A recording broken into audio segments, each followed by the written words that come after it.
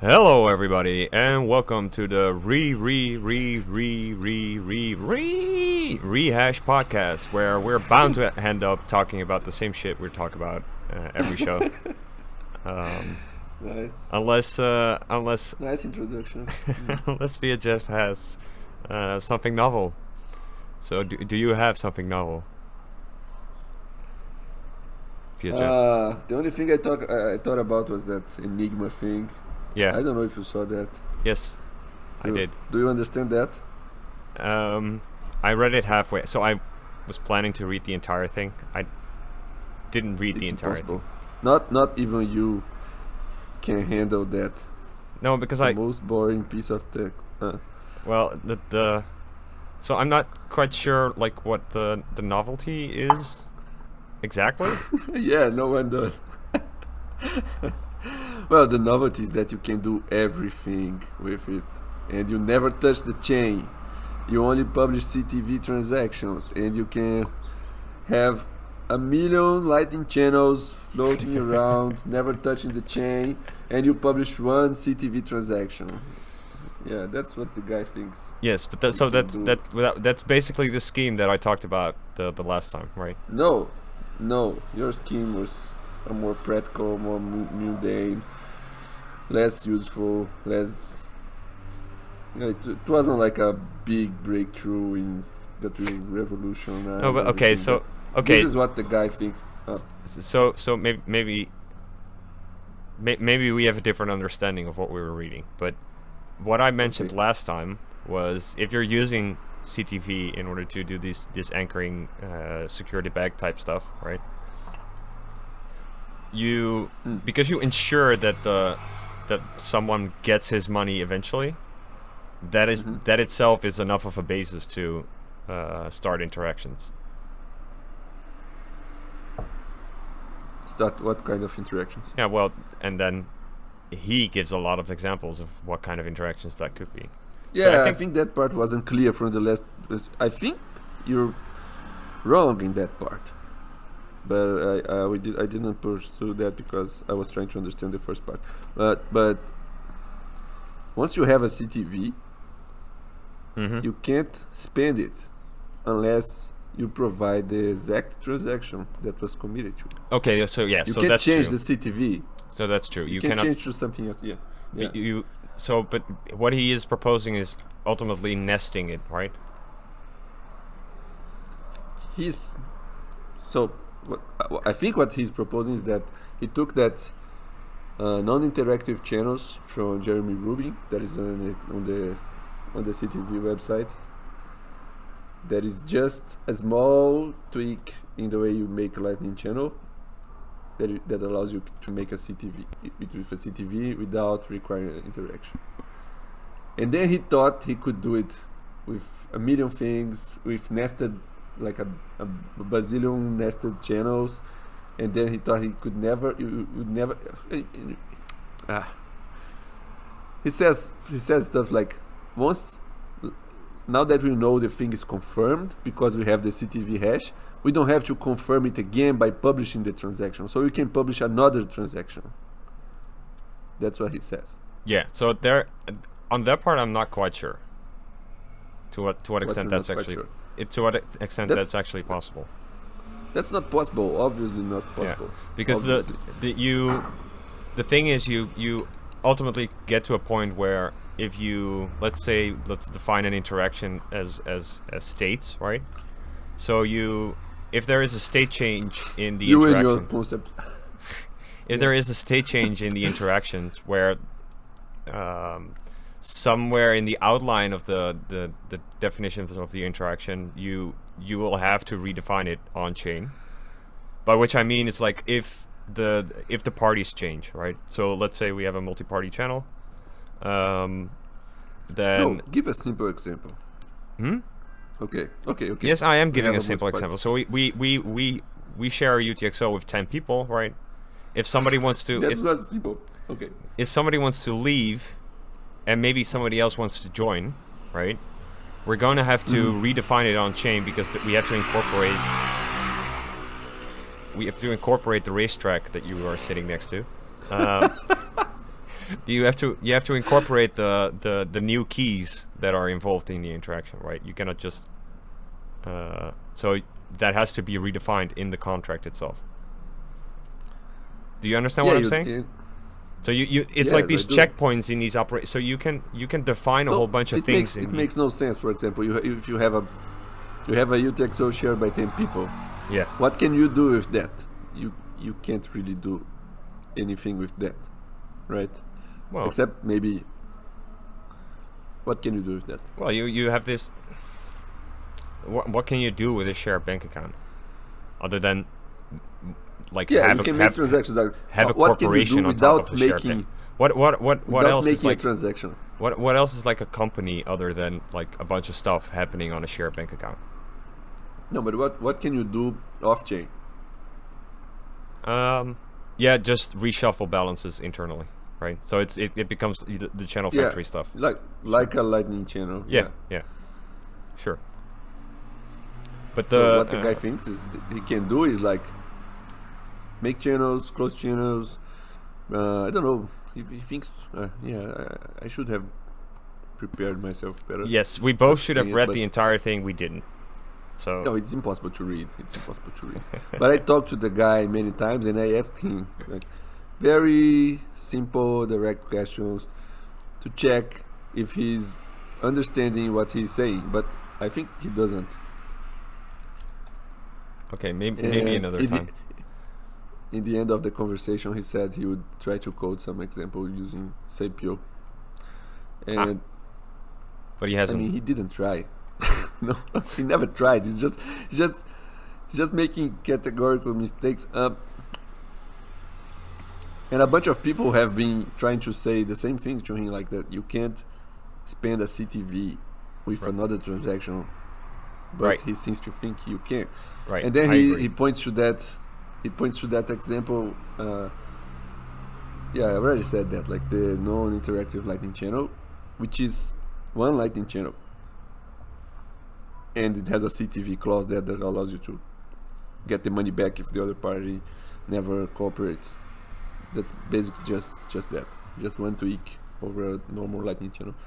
And then he says you can do 1,000 Lightning channels. Yeah, you can instead of parallelize literally them. this. Yeah. You can do 1,000 Lightning channels with a single CTV transaction. And then I say, okay, you can like prepare these 1,000 channels, but eventually you have to publish one transaction for each of these channels. And he said, no, you don't understand it. Well, I So- guess his point. So his point is that you only use. You don't have to use them all, right? Yeah, but if you don't use them, like it's But then the question is ultimately, how, it was a how waste. yeah how well the question is like how do you assign the actual satoshis to the particular channel that you are using, and how do you move the satoshis from you have to, one channel? You have to you're using? prepare. Yeah. Yeah, you can't. Like you have to know beforehand what's the shape of each of the channels, right? And you can't change afterwards. Okay, but To change. maybe one day we'll actually read the Okay. thing. The most interesting part was that I kept asking him questions. He was saying, oh, first he was saying like, I won't code anything because look at what happened with Jeremy Rubin. He spent a long time coding, and then in the end no one cared about his proposal. So I'm trying to reach to the community first. And then I'm asking questions and he's refusing to answer my questions, and other people are asking him questions and he's refusing to answer. And then I said, so maybe you have the wrong approach here. You should answer the questions, and like if you have this amazing idea that no one understands and you're holding up to this idea, so And you should make you- an effort to You just call it RGB. What did I do? No, if you have an amazing idea that nobody understands, you just call it RGB. No, you call it Enigma. That's the most appropriate name. That's true. And then the guy said, "Okay, I'll make an effort." And then he said, "Write your questions, and I'll write an essay." Like instead of answering the questions, I'll write a big essay full of dreams and and smoke and weed, like his other essays that no one can understand. It's just as a stream of consciousness, like he's just dreaming about, oh, look at this magic thing, the transactions are floating around. And I think this is just an acid trip the guy had, and he took it very seriously. Yeah. Okay, I'll stop talking about this. Do you have anything else? No. Okay, so because I have something, but it's the exact same thing we've been talking about for every episode. Only No, don't. yes. So I have something. Okay. Just yes. give. Okay.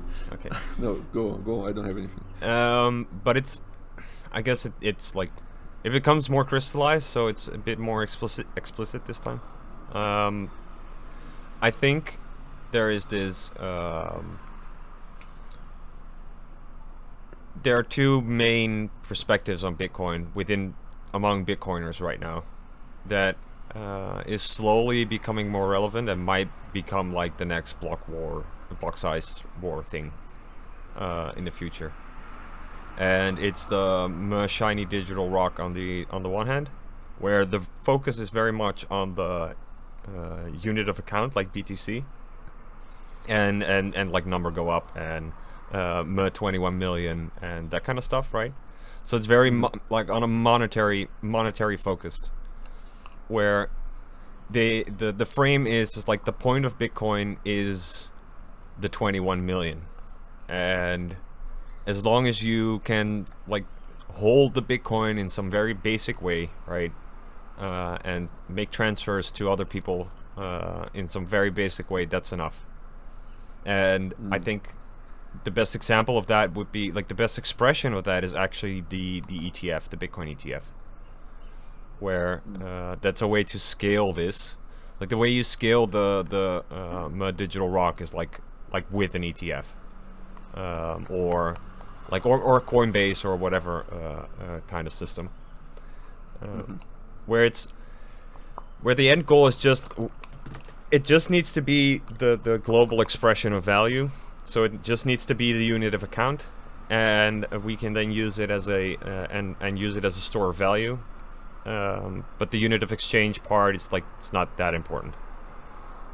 And I guess that's one perspective. And what comes along with that is this notion of like, don't make any changes to the protocol, just leave it alone. It's fine as it is. Not even this much, because one part of that discussion is on a Bitcoin Core level, right? So I'm not talking about the refactoring of the code and the maintenance of the software, right? Keeping it up to date, but more like the ossification of the protocol, no more soft forks, that kind of stuff. And the other side is, I guess, looking for. So I would state that that's looking at Bitcoin within the current paradigm, and just fitting Bitcoin as like the digital shiny rock with 21 million within the current paradigm of how we organize within our economy and interact within the economy. And then the other side is, as this more technical bias, is like a bunch of computer nerds who want to do the fancy stuff, right? And they want to explore the utility space of Bitcoin by expanding its functionality with a bunch of soft forks, to do a bunch of fancy stuff. Where what side are you in? Well, I think I'm on the latter side, and you are on the former side. Like if we have to put each other in camps, right? Yeah, but I think we don't fit in any of these. Okay, but I'm trying to lay down the landscape, right? Because I ultimately think it will, to some extent, that it is like two camps. Right? You might say, well, there's some new ones here and there, but whatever. It's hard to fill up, hard to like start out the discussion on this, if we do it that way. So then, and there, like, the objective is to create a new paradigm of economic organization by giving people the tools to define their interactions on Bitcoin in a more explicit way, right? With the smart contracts and the stuff, right? So the ultimate, like the stuff with the Enigma, aside from the fact if that works or not, it doesn't work, I think it's a good example of what the direction of thinking is there. It's like we can all do all this magical stuff with Bitcoin and create these fancy UTXOs which we share with a bunch of people, and those kind of things. And I think those are the two camps that become just more relevant the more the discussion of upcoming soft forks comes up. So what do you think? Do you follow what I'm saying? Yeah, I do. But I can't think about anyone that fits in any of these groups, except maybe the Grok brains, as you call, fit in the first group. I'd say like the Safety School of Bitcoin is the first group. I don't know if there's such a thing as the safety school. Because, for example, yeah, safety fits the first one. I think that's probably how you model it. You just thought of safety. Yes. But most of the safety followers, they do like the non-custodial thing, the meme of being non-custodial, for example, which doesn't fit, and safety doesn't, like, he doesn't care about that.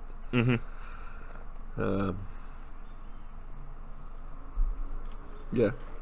So one of the aspects here is the question: even if all the fancy tools are available, are people actually going to do it?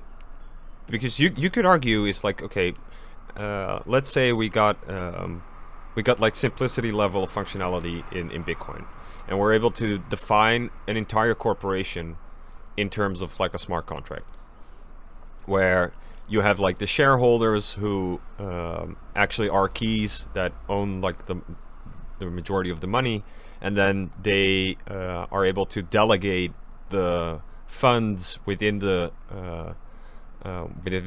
corporation via like managers who have to sign off to certain divisions, and these are all internal channel constructs within the UTXO. And then on the level below there, so you have like the employees who also have keys within the UTXO,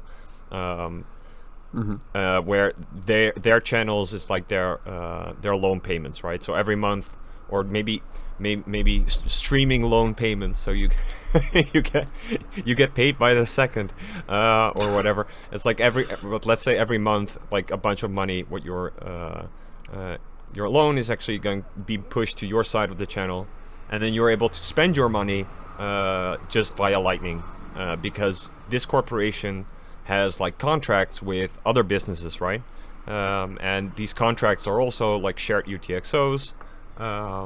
So let's say it's a construction company or like a contractor, and then because we're building a building, and then the contractor is like a contract with the new UTXO, and then the money gets pushed to his side of the channel along the way of building the building. So the foundation is done. Okay, we're pushing money to your side some money to your side of the channel, and okay, now you've built the first floor, etc., etc., etc. So because there's like, that's another channel, that's like a hub that you can use outside of the initial UTXO you're in within your corporation as an employee. And then you can route internally via the UTXO of the corporation, and then the corporation itself can then route via the contract of the contractor, and that contractor has like he also built like a supermarket, right? The building for a supermarket, so he has a contract there. So the employee can actually do his groceries at the supermarket chain, routing via that route because of these business-to-business contracts that are going on. Do you follow what I'm saying? Yes, I do. Okay, so that's like my vision at play here. Okay. But the question is. So that yes? has been always your vision. Like that's where you want to see. Yes. And you expect to see. Well, that's my horizon, right? That's my sketch of the horizon. I'm not. Okay. I understand that it's very difficult to actually predict to what extent, because there's a lot of speculative stuff here and hand waving. going on. So I don't know to what extent it will actually reach there. Maybe it goes even beyond, right? But I'm pretty far out there with this description, so probably not. But well, I can't imagine this happening. Like, I don't think it's a good thing, but I also, even if it was a good thing, I can see how it can be seen and painted as a good thing. Could be a good thing, but even then, I can't imagine it happening. Like, the people have other ways of organizing that they will prefer. They won't have this urge to put everything on the chain and whatnot. yes, so that's I guess that's one of the most. I guess that's kind of the thing I want to discuss. To what extent, even if you'd have the possibilities to do this, what would be the reason to do it? Given you could also do like the same stuff and just have like a third party to arbiter. Why are these big corporations, big treasuries, not holding their Bitcoin today? Like, they could do a multi-sig, like just a very basic thing. Mm-hmm. Or even like they could have a multi-sig with a key, two keys they own and another key. Well, that's liquid, right? Yeah, but I'm talking like about the MicroStrategy, whatever. Uh-huh. Everything Yes. just they put everything on Coinbase. Yes. Yeah. Yeah, or Fireblocks or whatever. Yeah. Yeah. So the other side would be the argument of like, well, putting it on Coinbase or Fireblocks is sufficient, especially within like a corporate context I where. think it's a terrible idea, but that's what they do. Okay, so you do think that's a terrible idea. So what would be your approach? If I was a corporation? Yeah. I don't know. I think I wouldn't be in a corporation. Like, I would leave. Yeah, but it's just well, if I had to decide, I will hold the keys and I'll distribute, and then it's all my responsibility if the thing fails, and it's bound to fail at some point. And I think there will always be many other problems that these businesses have to deal with. Like, they have a million things they have to deal with, and they don't want to be thinking about how to better structure their UTXOs. And Yeah, then but, each I mean- contractor has to know about these things. No, but Everybody has. I think that's kind of a bullshit argument because like people Just try people to use understand. yes, but people use lawyers right now, right? I mean, it's not like we don't have contracts. We do have contracts. Well, no, And- people don't use lawyers. Like, No, but businesses do, corporations do. Yeah, but Yeah. if you go to work on a corporation like a normal person, You sign a fucking contract, dude.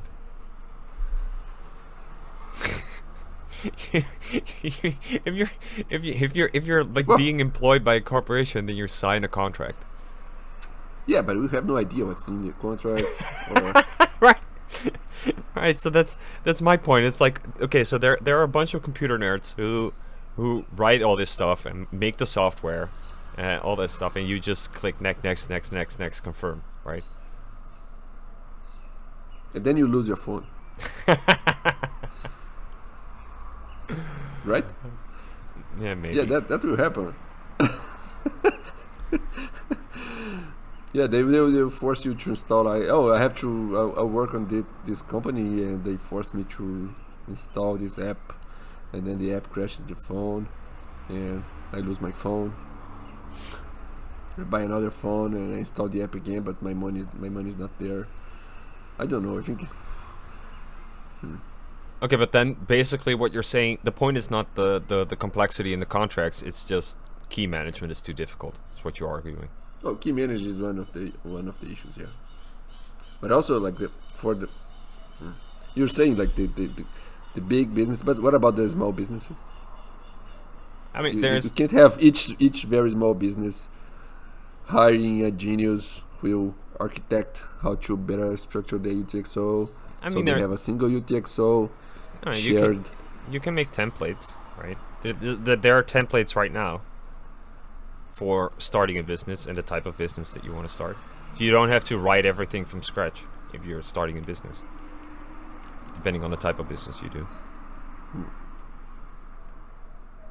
It's like I want to. So you just like I want to have this type of business, and maybe there are a bunch of parameters, and where you say like, okay, and then this and this and this and this applies, and these are my keys, and I have like 5 owners, and the share distribution is like this and this and this, and you just go through it, and maybe you sit next to like a lawyer doing this who guides you through all this to help you with it, or a notary or something. You have to. I mean, this type of stuff, I think it's like those are trivial problems to me, because when you have to think like within another paradigm, right? You have to think in like we're hyper Bitcoinized and everything is normalized. How can we be hyper Bitcoinized in this situation? Like a bunch of probably the vast majority of businesses is small businesses, although they don't account for the vast majority of the GDP. Or like the guy selling something in the streets, or the guy has a small shop. It's only him, and he probably starts like an informally selling stuff, and then he expands. At which point does he have to turn his personal cake making into a bakery or something? I don't know. I think it's all very informal, very loosey, and that's okay. The But best how is way that? to How is have that? it. How is that? Okay, but how is that different than him just downloading a wallet and using the wallet like right now? If his operation is very simple. If the world is hyper Bitcoinized, and you have to have one UTXO for a large corporation shared among all its employees and partners, that means that we are living in a world in which having a UTXO is a very hard thing. Like it's very expensive, so you can't just download a wallet as a normal person. Okay, so but that there I would argue so that's a matter of scale, right? So you for the big corporations, so it's probably just viable for like very large corporations, and then it's probably viable for like medium-sized businesses, and then it's just a question to what extent that boils down to like the homeless guy on the street, right? So you have everything from like Apple to like a homeless guy on the street and everything in between, and then it's just a matter of like to what extent does it scale down. So what will happen is that you have the super big corporations who have that, but there's the lone guy, the unemployed, the homeless, the small business, very small business, they will just use a custodial thing. Yeah. And eventually the not that small businesses will also, because I mean some of the very small businesses will become small businesses, and others will copy his strategy, like just use this provider here. You don't have to hire, like you don't have to pay for this nerd to set up your UTXO for you, because you can just use this bank. And eventually larger businesses are also like, this bank will offer better products, like, oh, you can hold your key, but we manage everything for you. And we also, there's like you most of the money is in your non-custodial UTXO, but the small operations are handled custodially. We make it easy, and then they will accept that, and so on. Like for example, software companies today, like they have this thing, like they can self-host. There's a bunch of open source tools that are useful for companies, and they can self-host, and they know how to self-host because there's a bunch of nerd programmers. And for example, that happens in Zebedee. And I think in the beginning everything was self-hosted, but eventually they started paying for some software as a service providers. So they start giving away some data of the internal platform to these third-party providers and pay money because it's easier. It's much easier than self-hosting an open source thing that is not as good. And I think that's a good analogy. So then the question becomes. So I guess the question is like this notion of be your own bank. Even if you just like make a nuanced stance of it, it's like, well, you have the ability to be your own bank. Your arguing is, well, it boils down that nobody's going to be their own bank. Not even If it's not even too the most expensive. not even the most no. But the point is that that's a matter of like development and automation, right? Yeah, you believe in that, but I can't bring myself to. But yeah, but even I don't have to yeah, write don't my know own if- wallet. I can just download a wallet, right? On my phone. There's So is some that- hard computing problems. You have to plan something, right? If you only have one UTXO and you expect that to last for a while, like No, it without- doesn't have to last because let's say you roll over so you're a large corporation, you're probably going to roll it over every month because every month there are going to be people leaving and new employees coming and employees going. So you have So to you're going plan to- that. You like, this is the day where we roll the UTXO. Like, you're not going to roll it every day or whenever someone clicks a button. It has to be some. You have to have some ritual or something. Okay, but or so you hire some. You pay for some software that will automate that, but still, it can get kind of annoying for people, not humans, to deal with these super automated machines. the point here, the underlying point here is that what Bitcoin allows, or what these type of contracts allow, is because you need a whole bunch of coordination, right? That's what's underneath all of this. It's like if we have a UTXO with a billion people in it, then we have to coordinate among those billion people. The thing is that because how the contract is structured, what is occurring, like let's say we're going to do this rollover and update it to the like it's the end of the month, we're going to update the business UTXOs, right? The point is that every participant already has this predefined like way of spending the money or not spending the money, so it's just a matter of them being online.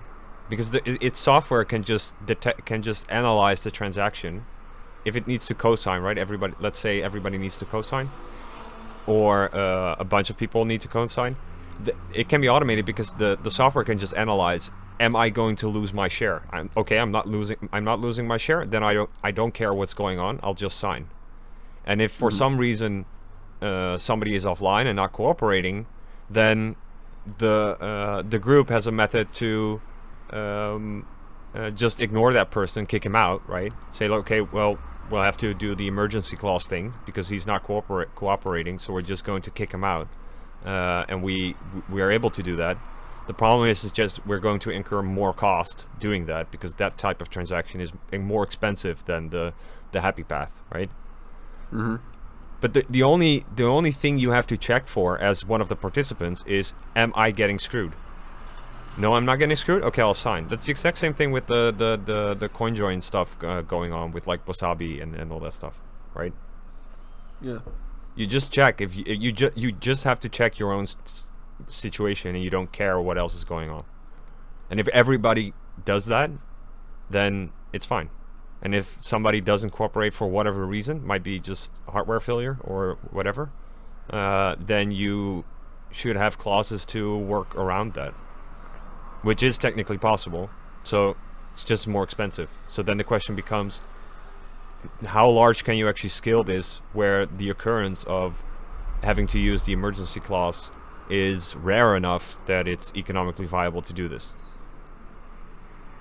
So then my argument is like the scale of complexity is not a software problem, it's an economic problem.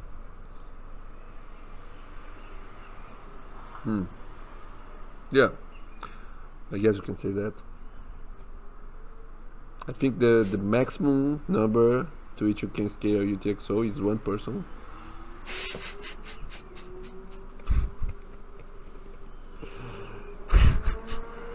No, but the other type of reasoning would be is like, well, so who's winning? Who's winning the race, fiatjaf? Yeah, the blue car. Okay. So the I guess the the reasoning the other way around is like saying, well, the only thing you need is Xiaomi and eCash, right? You don't need all the fancy stuff. You don't need all the That's bullshit. another problem. You just need Bitcoin banks with Xiaomi and eCash, and then it's done. And then you can use the Atli type systems that you created, right? You can do that. And Me? Did I do that? Yeah, the Atli I don't know what you like. I don't. No, you can't use that. Ethereum, but Yeah. no. Why not? Just use that, right? Well, I think you could use that, but the problem with doing that is, I think it would work, but the government becomes a problem then, because the government, if you have these banks, the government can go there and kill them. But Yes, so that would be actually my argument is like why this direction would be a problem is because it would actually centralize the control of Bitcoin into increasingly smaller hands. yeah, but your way also, like invariably leads to that. But although you don't agree No, with me, my way actually optimizes. I think your way is possible, theoretically possible to do what you're saying, but I think the real world has way too many problems for it to come true, and I don't think you can actually solve it. Okay, but Maybe in a world that is just AIs, everybody dies and just the AIs keep living, maybe the AIs can do it. Okay, but I would disagree with what you said earlier. Is that what I'm proposing also centralizes the Bitcoin into smaller and smaller hands. I would say that it's the exact opposite, and it's the only way to not get into that situation. No, there's one other way. How? It's called drive chain. That's how you do it. So we put all the Bitcoin in the hands of the miners. That's what you're saying. Yes, we put all the Bitcoin in the hands of the miners, and then everybody can have their own UTXO baked by the miners. And still, a lot of people will choose to not have, but the possibility of having, if the possibility of each person having their own UTXO still makes the thing work. And you can be a homeless person with a UTXO, and you can have a mix of funds, some in a UTXO wallet and some in other places. Yeah. But we already know that there is like a limited amount of that the UTXOs are a scarce resource, right, within Bitcoin. No, but if you have the drive chain, Yeah. you can have UTXOs in the side chains. That's what I'm saying. Yeah. Okay. So you don't mean it's on? They're and not on like chain UTXO. you they're can like- since you're an elitist, or I don't know how to define that, but you can say like the main chain, the chain that you don't have to put anything in the hands of miners, although that is somewhat debatable, but that's where the big corporations, the governments, and the people can still play, and normal people can use these side chains. And if we get luck and everything works correctly, we'll have like a distributed network of miners that will be around the world and semi-anonymous, and they will cooperate to keep everything working, and they won't be targeted by a single government. So everything will keep working, no one will have their money stolen, and everybody will keep the possibility of having UTXOs, and it won't be super hard. It won't require super specialized software that requires a ritual in which everybody's online, and you can't really move your funds except using lightning channels that break for no reason, and so on. And No, we're gonna use F-bolt for this, right? So that's not a problem. Yeah, but F-bolt is... Yeah. What, you're gonna say that F-bolt is vaporware? I mean, this my entire idea is vaporware. So No, I wasn't going to it's say that. vaporware hash podcast. Is what is this? Yeah, you should invite the guy, the Enigma guy, to the podcast and kick me out, and you.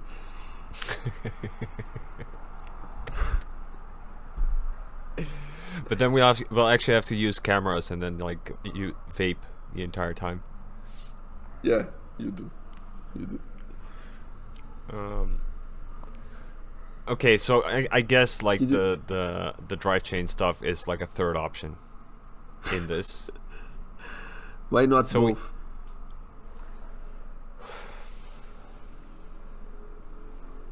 Or all three of them, maybe. All three of them.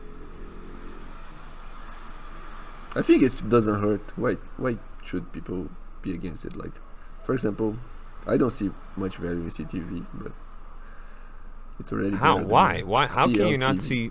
How can you not see value in like? 'Cause Okay, but do you mean CTV specifically, or do you mean covenants in general? CTV specifically? Okay, Very that's okay. restricted. Yeah. Yes, okay. That's okay. Fair Why enough. do you think general covenants when you say CTV? That's not. I think a lot of people have these same thoughts. Like they read CTV, but they're actually thinking about super complicated covenants. So Okay, it's because yeah, okay, so I'll admit it's technically wrong, right? But that's why I asked the question to clarify. Okay.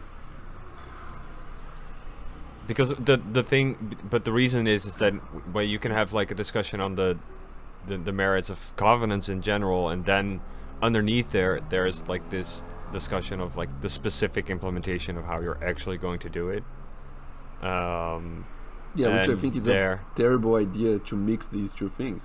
During the CTV drama, lots of people were talking, oh, we have to decide if CTV is the best way to implement covenants. But this was never the question. The question was, should we activate CTV on Bitcoin or not? Forget about this covenants thing. I bet everybody fall into the same trap, even Jeremy Rubin.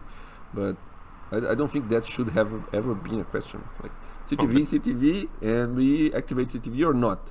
It's not Yes, a but question of if CTV is the best covenant. Of course, it's not the best covenant. It's just a very simple thing that can do very small things that can be useful. Well, but the underlying, but okay, I get that. I don't completely agree because Jeremy explicitly designed CTV to be Yeah. to introduce covenants, and he explicitly designed it like in a very restrictive way in order to make it practical to actually get it soft I don't forked in. think did he want to introduce covenants, or did he want to introduce one specific type of covenant that was the No, as far as simplest I understand, possible? hopefully he starts to react and actually come on at some time.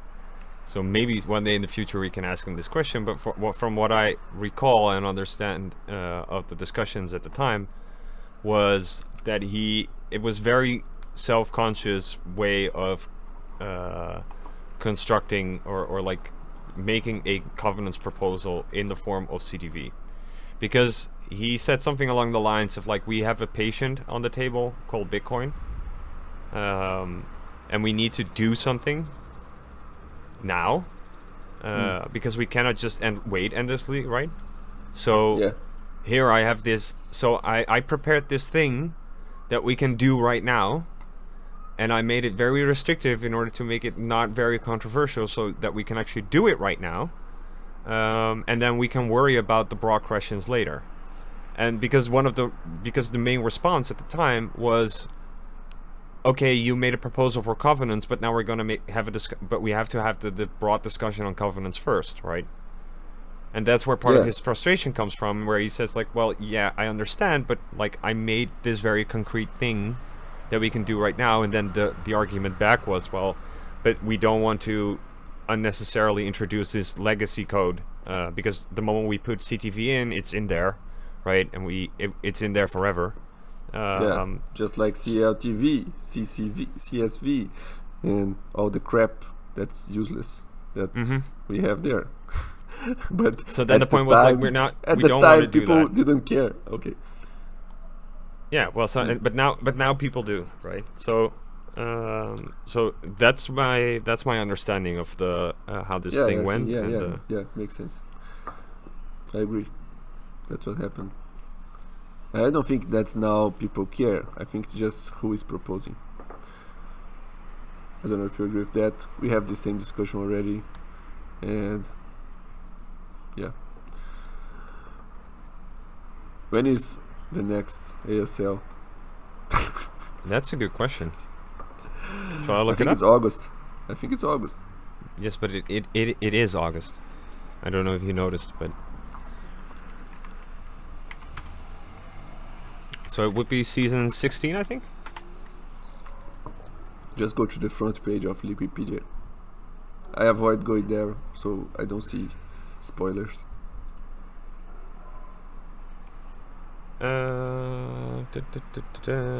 Starting date 2023/08/14. Yeah, so it's in 10 days.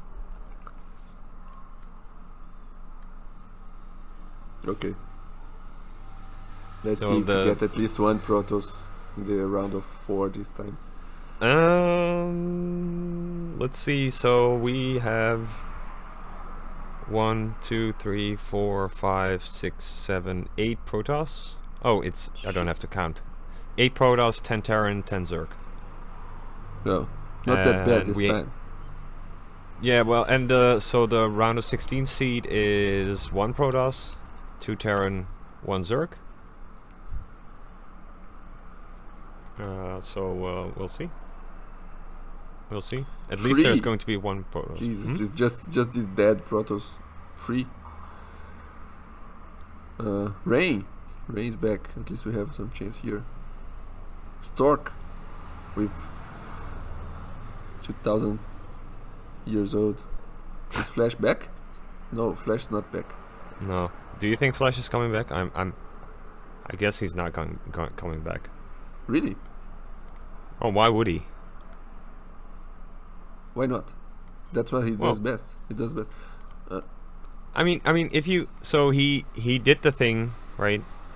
He did the thing like I'm the god, I'm the emperor, I own everybody. Then now he's been off for what is it, 2 years or whatever the military service is. Yeah. So he's not on top of his game. So he'll have to. If he wants to come in again, he's going to do. If he is going to go to ASL, he's going to win, right? He's going in there to win. Why? So then he will have That's to. his job.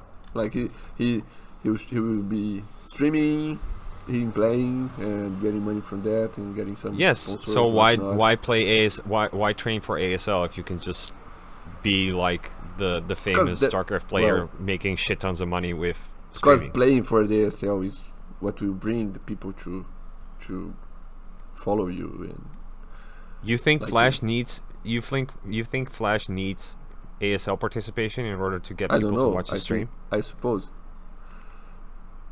I've heard some of these broadcasts like this, these things, that Ray is one of the most popular streamers, and he streams himself playing other games. There's not StarCraft, and then he missed 2 or 3 ASLs, and then he went to ASL, got to the finals, and then like now he missed 2 again, and now he's back here. Like he can't bring himself, he can't stay away. Like I think he wants Yes, to play. but there's like 10 Reigns and there's 1 Flash.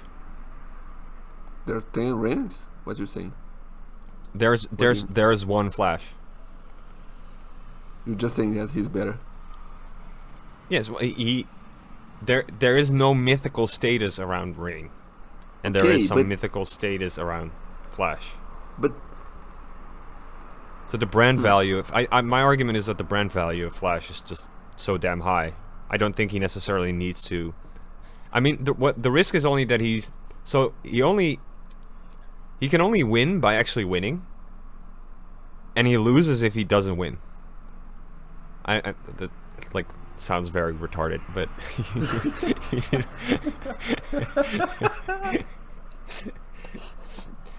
it's a very axiomatic tautology there for you. But I mean, you understand what I'm saying, right? Yes, yes, I do. He can't But win. I don't think that's true. I don't think that's true. People know that he has been out for a while. And Yes, but then you're not the. So it's better to leave at your peak, to but he keep your lost. mythic. He didn't win every single Yeah. tournament he was in. He lost. He many. lost his random. No, he lost others. He lost many times. He didn't win all the times. He only won two ASLs. Did he win the last time he played as Terran? When he competed? I think he did, but So he quit it, and then he did the he lost to Effort, the random. ASL Season 6. ASL Season 5, he didn't get to the finals. The first ASL he didn't win, and he was there. He didn't win. Dude, he won like 3 in a row. He won 3 in a row, and then he lost Yeah. 3, and then he won another. And ASL Season 9, he was there. He didn't win it. ASL But he Season played- 10. What was his last season that he played? Yeah, I think that's it. Season 9 that he played. Yeah, but then he played random. Yeah, he played random. Yeah, but he lost many others before that. He doesn't win every single time. No, but so he wins 3 times in a row, becomes like this big guy. Then he gets a comeback, gets his win. I think he does was his- already a big guy from the old times. That's Sure, the thing. but right? yeah. well, I mean,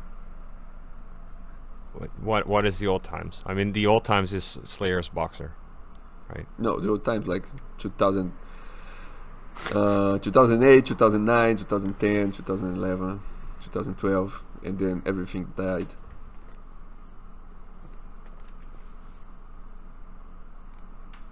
We'll see. We'll see if he comes back.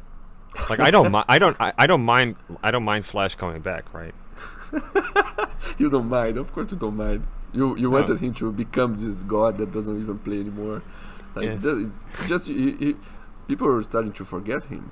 Like he's not been playing for a while. Yes, but he's already It's rich. 3 years. It's 3 years.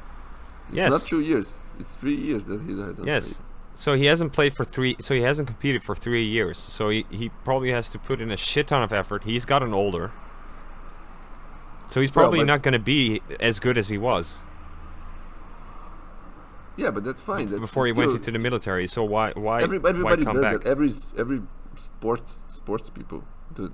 Like as they grow old, they are not as good as they were, but they keep playing. And they do. Yes, they but do he can good just- things still.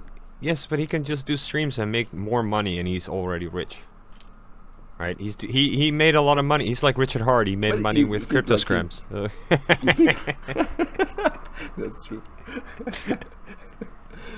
But you think he plays just because of money, or no? He likes to play. He likes to compete. I guess so. Yes, but Jae Dong is back after being in the military, and he's losing, but he still gets there. He still does good games, and people like him because of that. we'll see. We'll see. Right? But I'd Flash love is so to. good. I think Flash is so good because he was the best guy in the old times, and then like 6 years passed without much, with very reduced StarCraft activity, and then the scene kind of got a jump, and he was still very good, except for the first ASL that Artosi said that everybody was clunky, no one was playing very well, and he lost.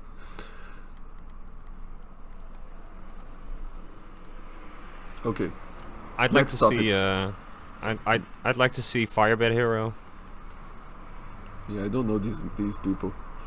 And they're I've turn heard that players, name. so There are a bunch of Terran players that I'd like to see, but if you'd ask me, the entire ASL should just be Terran, and it should only be TVT. Just TVT. That would be the best thing. But unfortunately, there are also these other two races, and the worst thing is that there's also Zerg. So you get Zerg versus Zerg, and that's like, okay.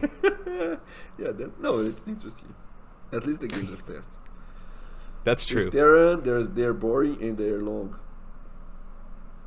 No, TVT is interesting, and luckily, so they're very interesting and they're long. It's like they're both. It's like an amplifier. It amplifies itself. Than the other two mirror matches. Mm-hmm. Well, I would say that I think we already discussed this, but I think TVT is the most interesting matchup, and then on a shared second place is all the TVZ like and TVP. Yeah. Yeah, of course.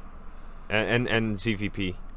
So those three, and then I think on the third place is like PvP, and then fifth place nothing, or fourth place nothing, fifth place nothing, sixth place nothing. And then like on the 19th place, then you get like CVZ.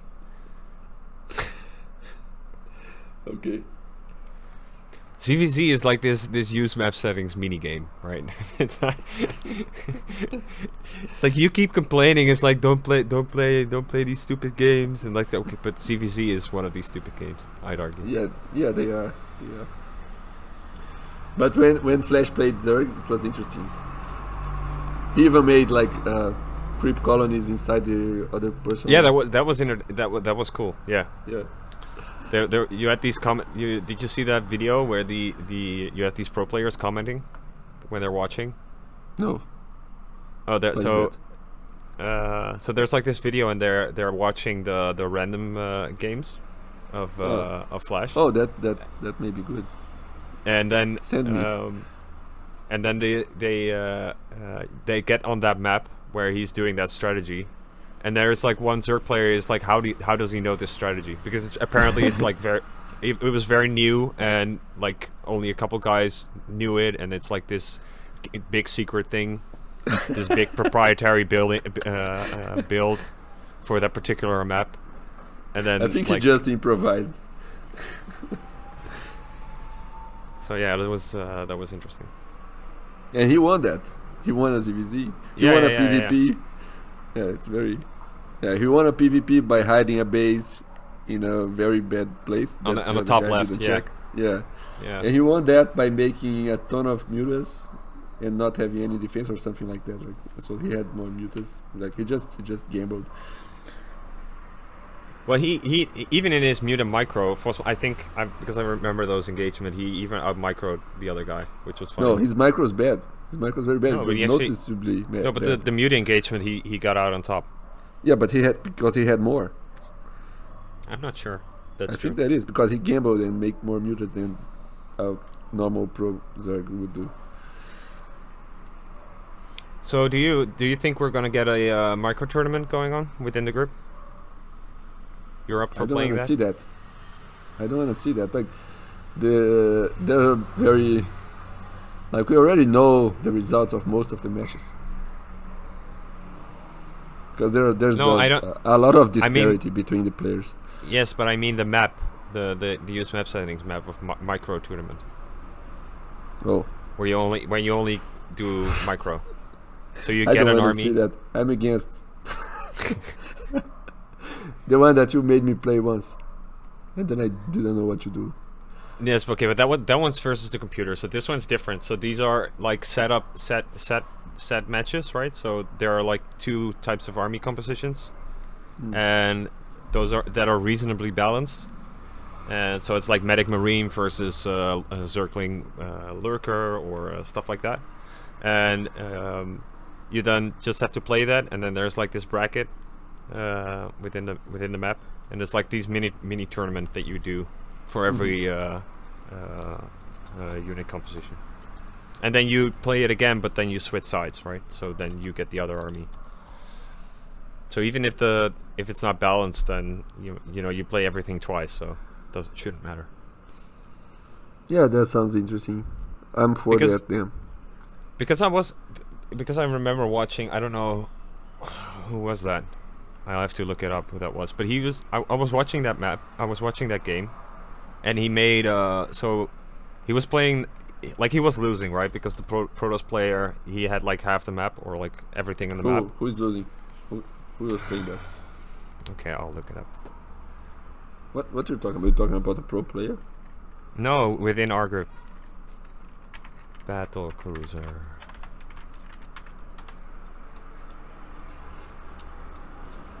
Oh.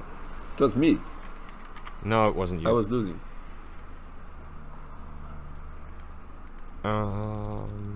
So I think so UTXO was the Protoss, and I think Santos. I think it was Santos. Yeah. And so it was frustrating to watch because I only watched the last part of the game. So so UTXO had like the entire map. He was Protoss, but so Santos had like a bunch of battle cruisers and stuff, and UTXO had like carriers, and then so Protoss attacked with the carriers, right? So this is the setup. Protoss attacks with the carriers. So the Terran selects his battle cruisers. He has like an entire fleet of battle cruisers.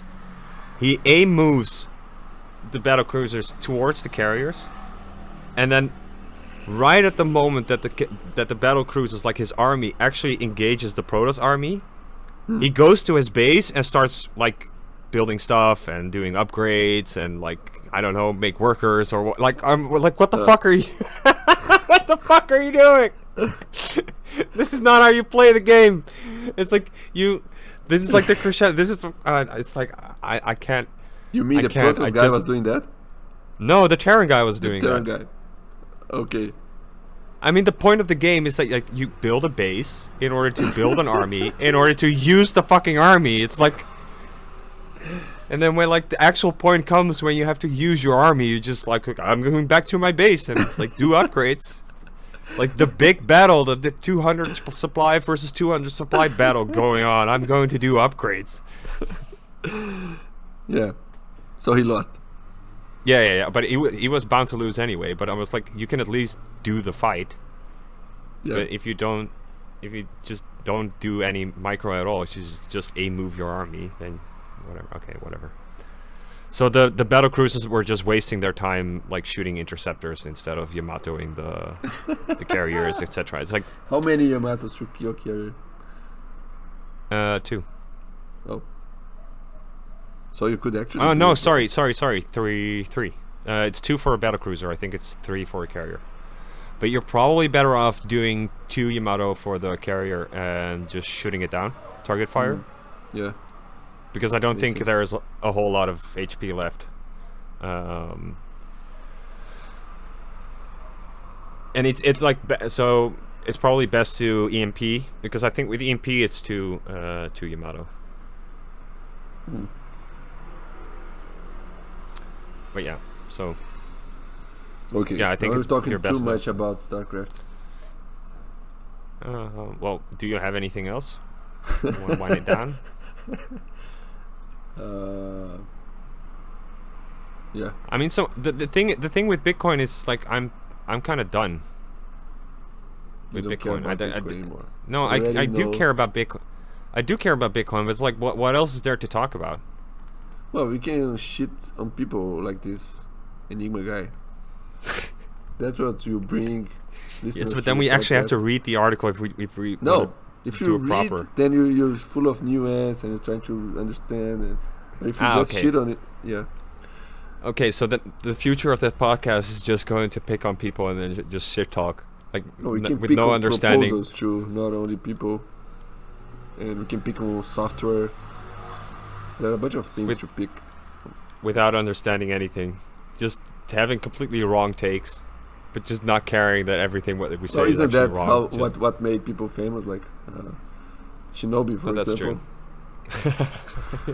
I still have to read that. So I haven't.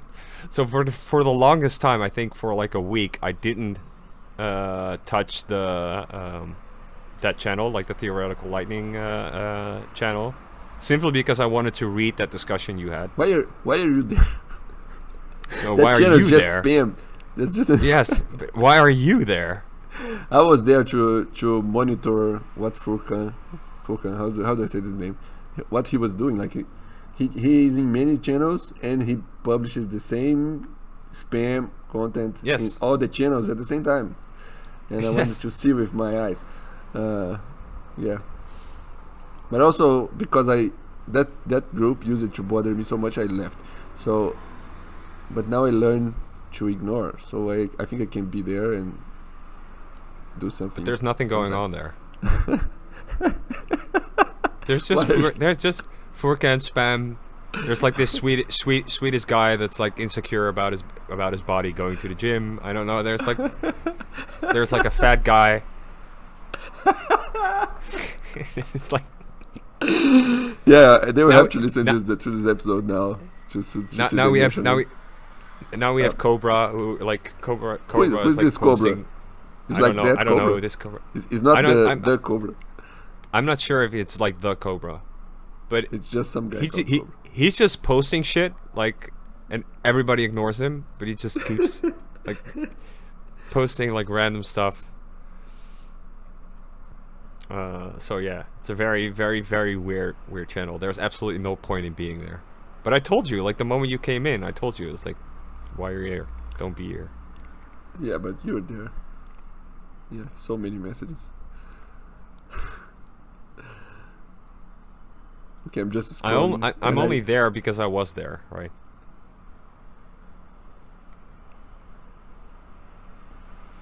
I'm only there because I never bothered to leave.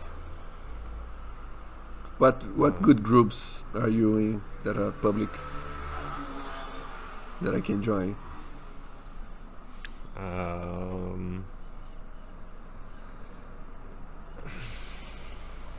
I don't have any. Okay.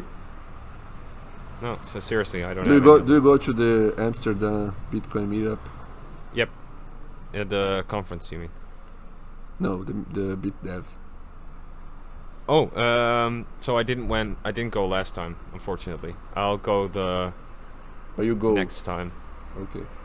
I'll You have don't to look up you- when. Is that the Bitcoin meetup you said you go, or is there one in your city, whatever that is? So there is a Bitcoin meetup and there is the BitDevs. Hmm. And the Bitcoin meetup's just like drink beer, and the BitDevs is also just drink beer, but actually talk about Bitcoin. So the one meeting you're like drinking beer, eating chicken, and like not doing all that much, and then the other one you also drink beer, but then you actually talk about Bitcoin. That's in your city. No, unfortunately, they're both not in my city. They're both in Amsterdam. They're Okay. both in like the Sodom and Gomorrah of the Netherlands. We should probably throw a nuke on our capital. Would be better for the rest of the world, but you know. I thought you liked your people, your culture, and you just Yes, didn't but like that's the a- French. Yes, but that has nothing to do with the capital city, right? We should just actually separate You should Amsterdam. actually, Amsterdam. like, We the just say, government- okay, Amsterdam is now no longer part of the Netherlands anymore. It's like part of, I don't know, like the global world thing, cosmopolitan bullshit, whatever. Fine. It's part of But England. it's just not part of, just not part of the Netherlands anymore. That'd be better. I mean, you don't even speak Dutch there anyway, so really. like if you go to what a do they speak there? English. If you go to a store, it's like Really? they speak English to you. Like, what the fuck? You want to order some food? It's like they speak English. Like, what the fuck? Am I even in my own country? What the fuck's going on here? And then you answer in whatever the language is. I answer in Portuguese. Well, if it's a free for all of languages, you might as well should.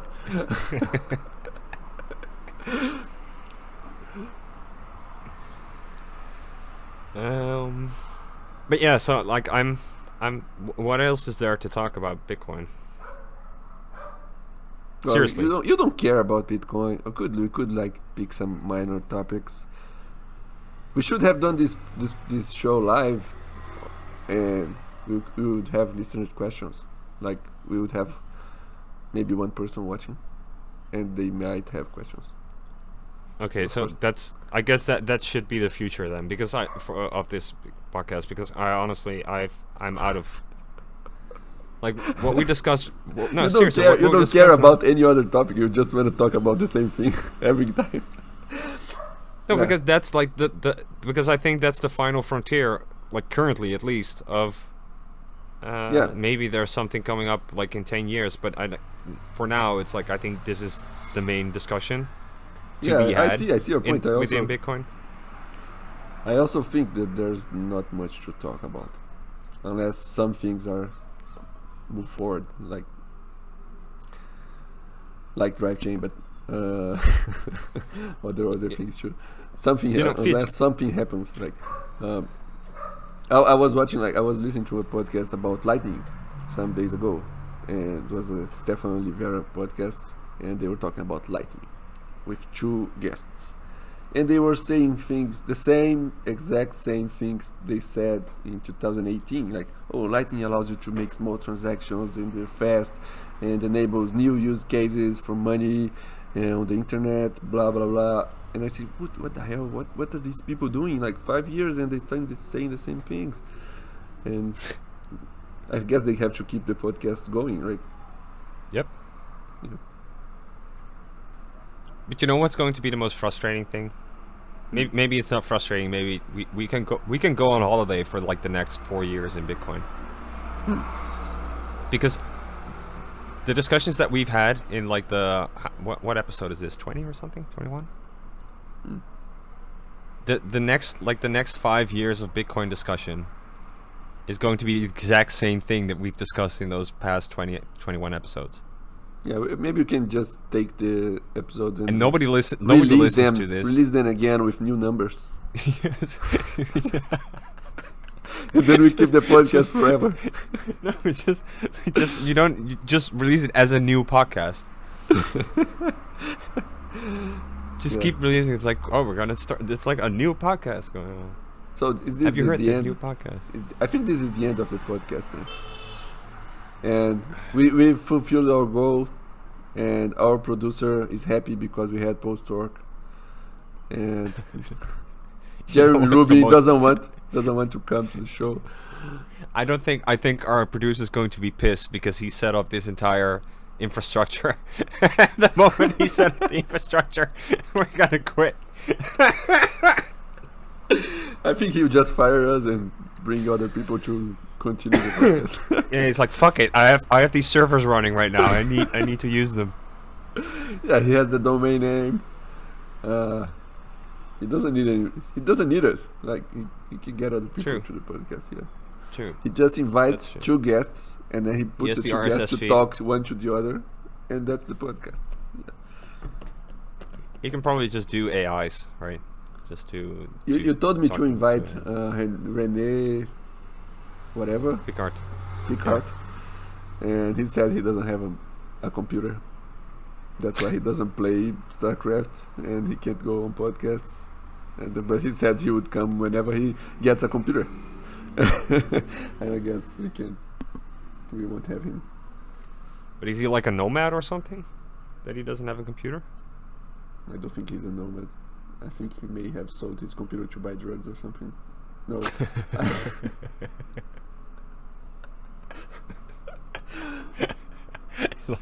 like a crackhead. It's like in the corner. You know, the sales of the Lightning, Mastering Lightning books are not going very well. Every time somebody buys that book, it's like he can buy another lighter, so he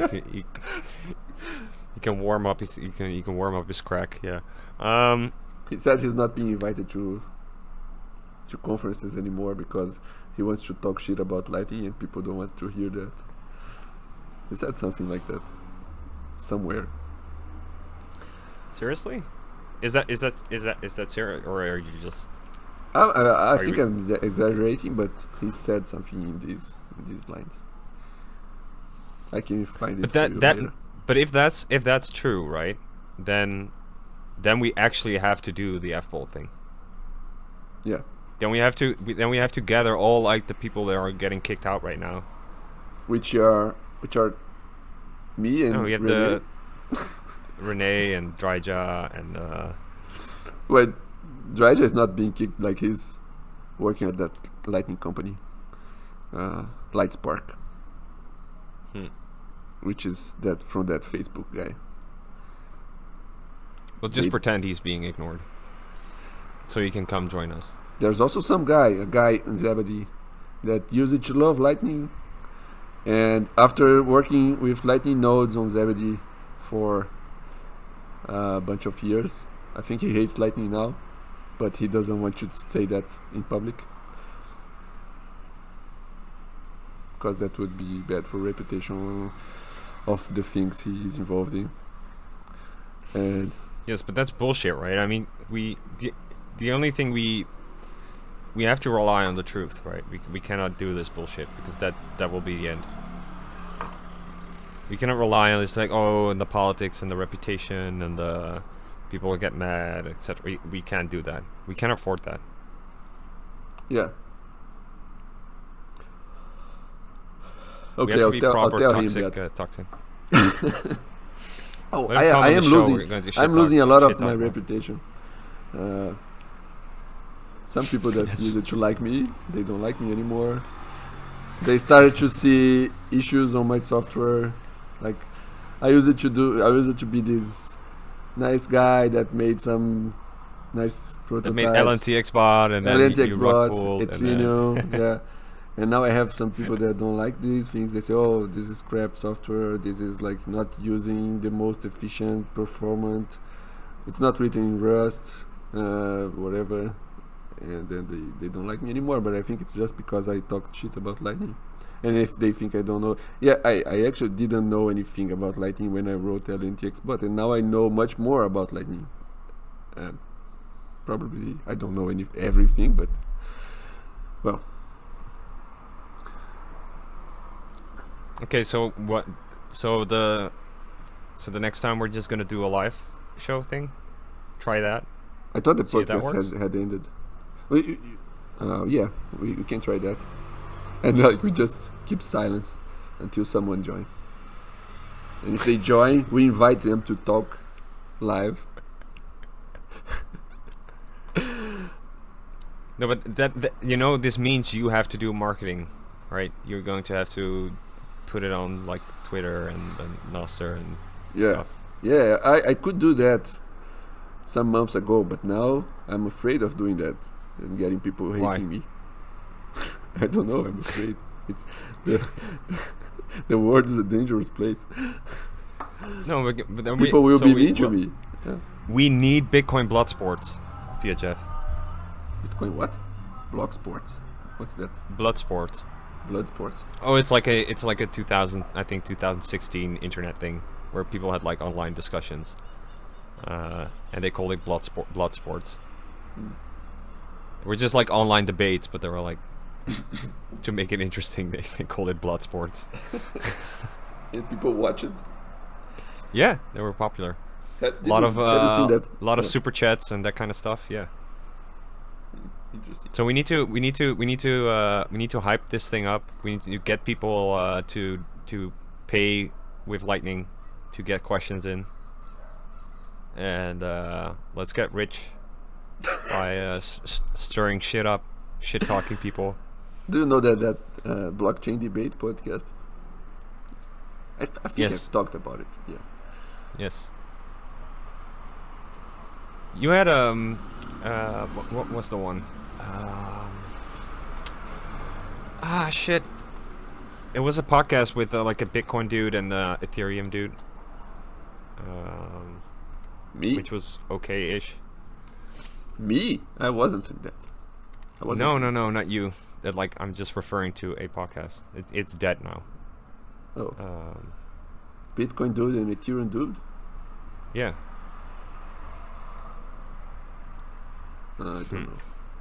I know a podcast that had that guy who stole money. Like he had that fund, shitcoin fund, that went bust, and that there's a drama.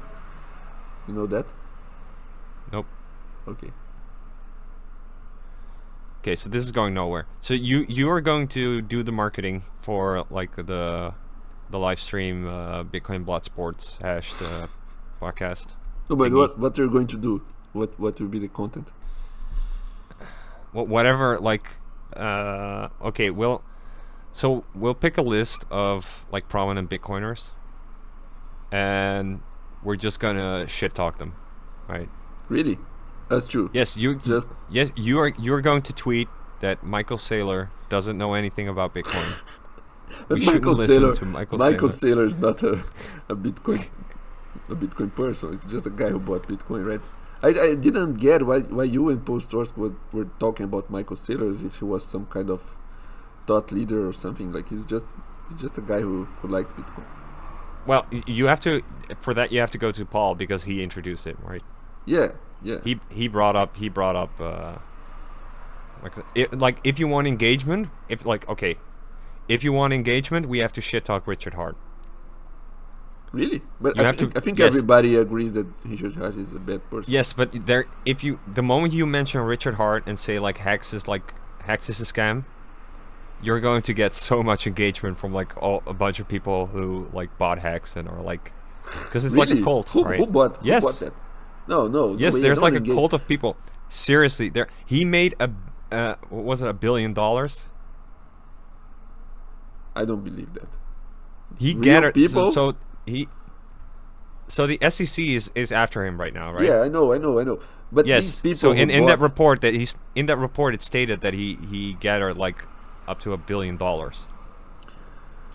Okay, I can agree with that. I can understand that. But what I don't understand is that people will defend him even after he got away with everything. Like these people should be silent. Like they realize that they made a mistake and they just are sad in their houses, right? they don't so they don't have Gucci, but at least Richard Hart is Gucci, right? What is Gucci? That's what's important. It's a brand of clothing. I don't know. Okay. Yeah, I understood. Like good cheese. They don't have good cheese, but he should. Oh, they don't have good cheese. No, Gucci. Okay, let's say this. But are we going to do the live stream thingy stuff? Yeah, we can try, but yeah, we can try. We can talk about it later. Okay. Or we So should talk next now time- because the listeners that are listening now, they will be ready and very. Yes. So, we're no, sad I to think- announce that. What's up? I just realized that I hate live stuff. I never listen to anything live. So I shouldn't like do things live, right? You don't have to listen to it. You just have to be there and speak. And then we're gonna make but a this- shit ton of money.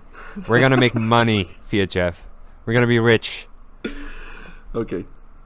Yeah, I still think a good model for the show would be to just take the Unhashed podcast and talk shit about what the people there said. But the Unhashed podcast doesn't exist anymore, so Yes. I always proposed that to a Brazilian friend that we did a Brazilian Bitcoin podcast that was just trashing the other big Brazilian Bitcoin podcast that exists, but he didn't like the idea very much. Still think it's good.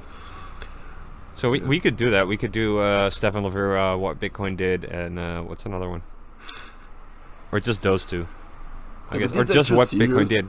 Yeah. No, we just do like a show once a week, shit talking what Bitcoin did.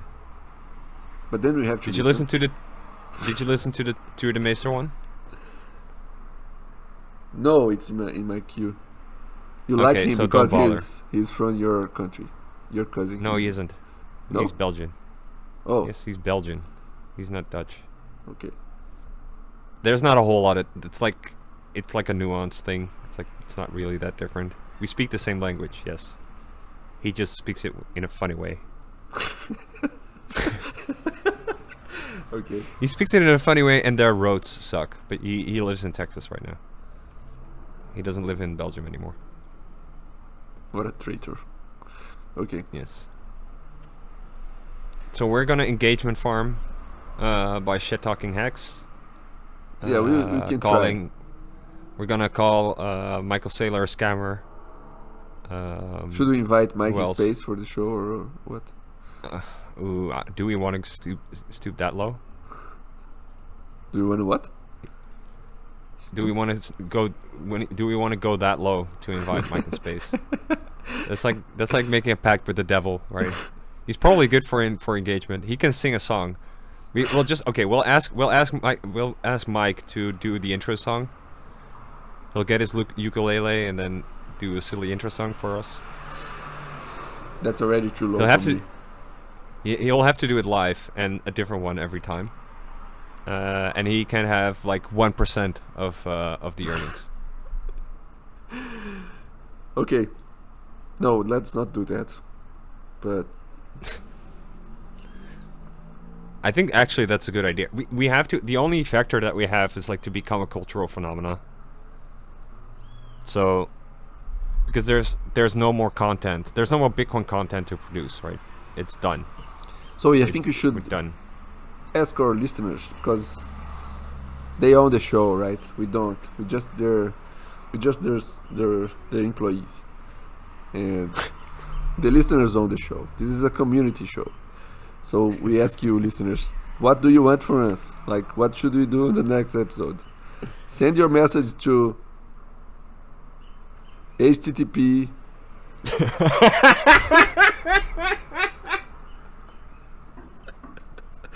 I don't know how to say the English names of the things, but go to the Unhashed podcast group. Just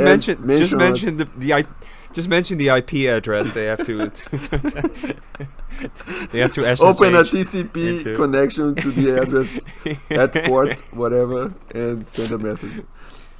Install putty, and okay. No, they have to post it in the comments, either the YouTube comments or underneath your post promoting this on Twitter or Nostr. Yeah. We have no. Oh yeah, no. Don't invite people there. There were people joining that group. The Unhashed podcast group. Yes, I don't want people there. You don't want there? Okay, but no. Okay. It has 98 people right now. Right? Okay. The moment so the group goes beyond 100, Theoretical Lightning Institute group. Yes, go to the Theoretical Lightning Institute Telegram Just type in your browser t.me/lightning wallet. All together. All the letters together without anything. Lightning wallet, that's where you have to go. Yeah.